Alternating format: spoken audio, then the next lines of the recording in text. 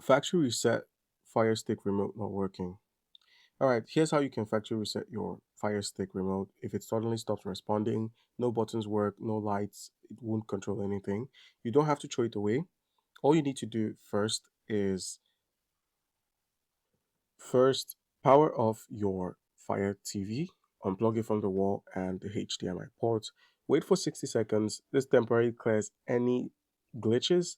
Plug it back in and let the home screen load, even if the remote isn't working yet. Now, to factory reset the remote itself, all you need to do is press and hold these three buttons at the same time. The left button on the navigation circle, the menu button, that's the three horizontal lines that you would find on your remote, and then the back button, which is an arrow, one of these buttons here, and then hold them for 12 seconds. You might see the LED at the top flash orange or blue, which is normal. Then release it after 12 seconds. If your remote looks different, that you're using an older model, try holding the back and right navigation instead for 10 seconds. But the left and the menu and the back combo works for all remotes.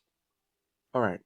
You can also try replacing your battery compartment. So remove your batteries and simply put in some new ones. Wait for 5 to 10 seconds and then turn on the remote. All right, guys.